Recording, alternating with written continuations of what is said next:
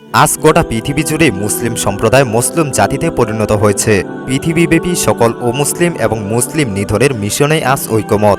বিশ্বের বিভিন্ন প্রান্তে নানান অজুহাতে মুসলমানদের লক্ষ্যবস্তু বানিয়ে একের পর এক সামরিক অভিযান পরিচালনা করছে সম্মিলিত অমুসলিম শক্তি।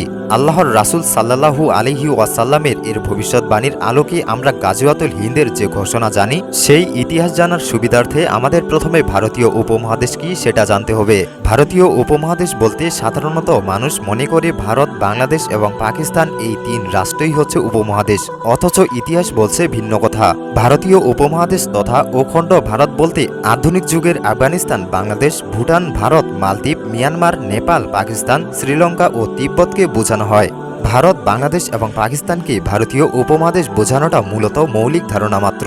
গাজওয়াতুল হিন্দ হচ্ছে সর্বশেষ নবী হজরত মুহাম্মদ সাল্লাল্লাহু আলাইহি ওয়াসাল্লামের একটি স্পষ্ট ভবিষ্যৎবাণী, যেখানে উল্লেখ আছে ভারতীয় উপমহাদেশ মুসলিম ও অমুসলিমদের মধ্যে একটি যুদ্ধ সংগঠিত হবে যাতে মুসলমানদের বিজয় ঘটবে। হাদিসের তথ্য অনুযায়ী আমরা জানতে পারি যে হজরত আবু হুরায়রা রাদিয়াল্লাহু আনহু কর্তৃক বর্ণিত হজরত মুহাম্মদ সাল্লাল্লাহু আলাইহি ওয়াসাল্লাম ভারতের অর্থাৎ পুরো উপমহাদেশের কথা উল্লেখ করে বলেছেন যে অবশ্যই আমাদের একটি দল ভারতের সাথে যুদ্ধ করবে, আল্লাহ সেই দলের যোদ্ধাদের সফলতা দান করবেন আর তারা রাজাদের শিকল বা বেড়ি দিয়ে টেনে আনবেন এবং এর সাথে আল্লাহ তাআলা সেই যুদ্ধে অংশগ্রহণকারীদের ক্ষমা করে দিবেন। হজরত আবু হুরায়রা রাদিয়াল্লাহু আনহু আরও বলেন, আমি যদি সেই যুদ্ধ পেতাম তাহলে আমার সকল নতুন ও পুরাতন সামগ্রী বিক্রি করে দিতাম এবং সেই যুদ্ধে অংশগ্রহণ করতাম।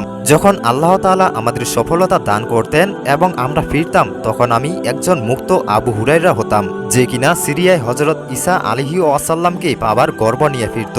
তবে কিছু ধর্মবিদ ও ইতিহাসবিদ বিশ্বাস করেন যে এই ভবিষ্যৎবাণী ইতিমধ্যেই সম্পূর্ণ হয়েছে, যখন কিনা মুসলমানরা দ্বিতীয় উমাইয়া খলিফা হজরত আবু সুফিয়ান রাদিয়াল্লাহু এর শাসন আমলে মাহমুদ গজনবী ভারত আক্রমণ করে বিজয়ী হয়েছিল। তবে ভারতীয় উপমহাদেশের বর্তমান অবস্থা বিবেচনায় উপরোক্ত হাদিসে নববী এবং ঐতিহাসিকদের মত অনুযায়ী আমরা বলতে পারি মহানবী সাল্লাল্লাহু আলাইহি ওয়াসাল্লামের ঘোষিত পবিত্র গাজওয়াতুল হিন্দ এখনো সংগঠিত হয়নি, বরং অত্যাসন্ন।